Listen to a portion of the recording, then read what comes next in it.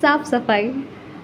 आपको आवाज़ थोड़ी इको होके सुनाई दे रही होगी, यानी गूंज के साथ। वो भी साफ सफाई का ही नतीजा है कि जब आप चीज़ें हटाते हैं तो रूम में जगह खाली होती है और आपकी आवाज़ गूंजना शुरू कर देती है। इको से एक कहानी भी है जिसको शॉर्ट में डिस्कस कर लेते हैं, इसका डिटेल कभी और करेंगे। कि एक बच्चा जब अपने पापा के साथ पहाड़ के चोटी पर गया, यानी कि टॉप पर, तब उसने कुछ कहा। उसके मन में बहुत सारी भड़ास थी। उसने सोचा कि बोल देते हैं, लेकिन वही भड़ास गूंज के साथ उसके पास वापस आ गई। उसको समझ ही नहीं आया कि ये हुआ क्या। तब उसके पापा ने इको का कॉन्सेप्ट समझाया उसको कि गूंज क्या होती है, और ये भी कि आपको क्या सुनना है अपनी ज़िंदगी में। उस बच्चे की तरह कि आपकी फ्रस्ट्रेशन निकालने के बाद आपके पास रिटर्न में भी फ्रस्ट्रेशन आए, या कुछ अच्छी बातें कहने का एफर्ट्स, जिससे कि आपके पास लौट कर गूंज के फॉर्म में अच्छी बातें भी आएँ।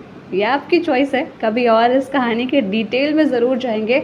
अभी इस इको से बस याद आ गया तो सोचा डिस्कस कर लेते हैं, लेकिन डिस्ट्रैक्ट नहीं होना है। अपने टॉपिक पर वापस आते हैं, जो कि है साफ़ सफाई।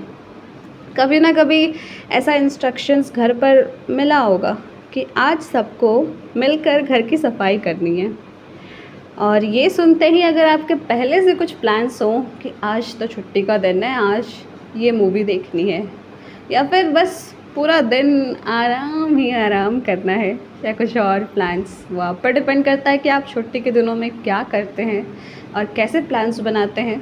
सबके अपने अपने प्लान्स होते हैं, उस पर नहीं जाएंगे क्योंकि अभी साफ़ सफाई की बात हो रही है, प्लान डिस्कशन करने की बात नहीं हो रही है। तो इतना सब कुछ माइंड में चल ही रहा होता है कि आज तो ये करना था। इतने में ही एक मधुर सी आवाज़ सुनाई देती है कि सबको मिलकर साफ़ सफाई करनी है, इसलिए सब अपने कमरों से बाहर आ जाएं। और आवाज़ मधुर तब तक ही होती है जब तक आप बाहर आ जाते हैं। अगर नहीं आए तो आवाज़ की मॉड्यूलेशन भी चेंज हो जाती है। मधुर से कड़वे शब्द भी आना शुरू कर देते हैं। पहले मधुर सी आवाज़ सुनाई देती है, फिर थोड़ी देर बाद थोड़े कड़वे शब्द भी कानों में आ जाते हैं। चॉइस आपकी है कि आप अपने कमरों से बाहर उस मेन पॉइंट पर जाते हैं, या फिर बस कमरे में ही बैठकर अपने प्लान्स डिस्कस करते रहते हैं अपने ही साथ, अपने माइंड में। फिर सुनना आप ही को है, सिंपल। लेकिन एक और बात, अब ये मेन पॉइंट क्या है।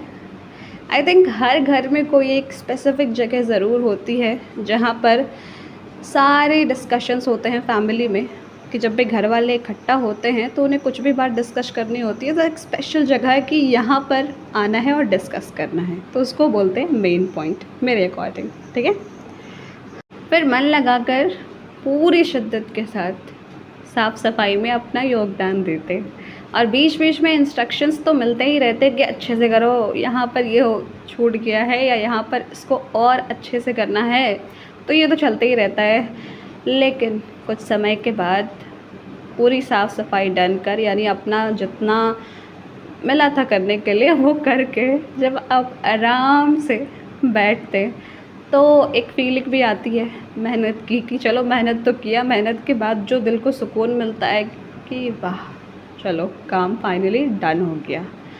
और ये तो हम ओकेजनली ही करते, लेकिन यहाँ पर एक बात अपने आप को रिमाइंड कराना ज़रूरी है कि हम तो सिर्फ ओकेजनली ही करते।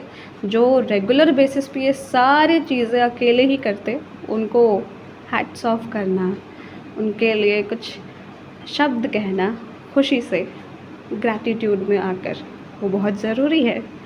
तो वो कहना बनता है, और प्लीज़ कहिए जाकर उनको भी अच्छा लगेगा और आपको भी खुशी मिलेगी कि हाँ, मेहनत की कद्र करना हम सीख जाएंगे, जो कि धीरे धीरे सीखते ही हैं, बट एक कोशिश तो कर सकते हैं अपनी तरफ से कि हाँ, आप जो भी मेहनत कर रहे हैं उसकी रिस्पेक्ट करना इज़ सो इम्पॉर्टेंट। क्योंकि कोई काम छोटा बड़ा नहीं होता है, घर आपका है तो सफाई आप भी करेंगे, और ये कॉन्सेप्ट्स धीरे धीरे हम सीखते रहते हैं।